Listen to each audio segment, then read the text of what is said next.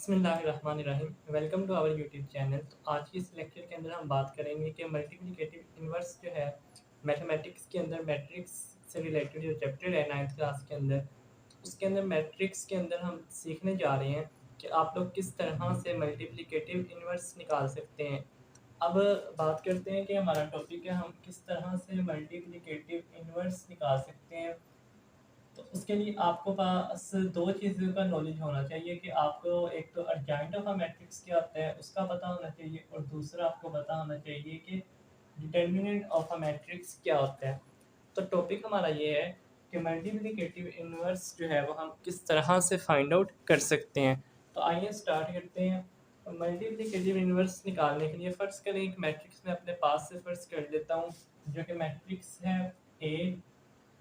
एक matrix A जिसको मैं ले लेता हूँ 1 3 4 2।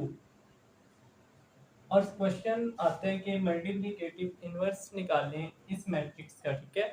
अब इस मैट्रिक्स का मल्टीप्लिकेटिव इन्वर्स किस तरह से फाइंड आउट करना है, तो उसके लिए फॉर्मूला ये बनेगा। इसको आप डोनेट करोगे मल्टीप्लिकेटिव इन्वर्स को इस तरह से, ठीक है।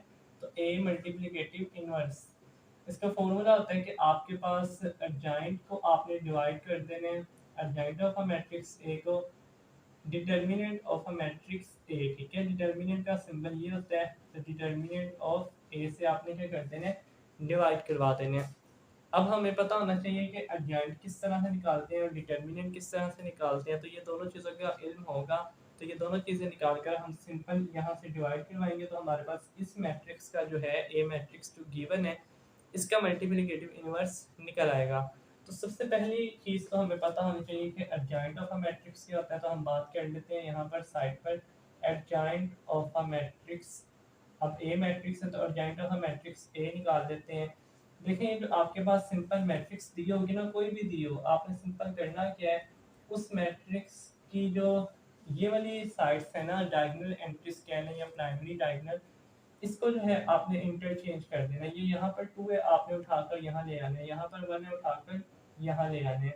और ये जो आपके पास नॉन डायगोनल एंट्रीज कह लें या सेकेंडरी एंट्रीज जो हैं, इनको आपने क्या करना है, इनके सिंबल साइन चेंज करने हैं। ये +3 है, यहाँ -3 कर देना है। ये +4 है, -4 कर देना है, ठीक है। अगर यहाँ -4 होता तो अर्जेंट लेते हुए आपने यहाँ क्या कर देना था, माइनस हटा देना था और ये क्या हो जाना था, +4 हो जाना था। तो दोबारा देखें कि एडजॉइंट किसी भी मैट्रिक्स का किस तरह से आप फाइंड आउट करते हैं। आपने क्या करना है, इनकी पोजीशन चेंज करनी है और यहाँ से इनके जो है वो साइन चेंज कर देने हैं। तो ये आपके पास simple adjoint of a matrix निकल आया। हम बात करते हैं कि डिटर्मिनेंट ऑफ अ मैट्रिक्स किस तरह से निकलेगी। तो ये सिंबल है डिटर्मिनेंट का, और मैट्रिक्स आपके पास है 1 3 4 2।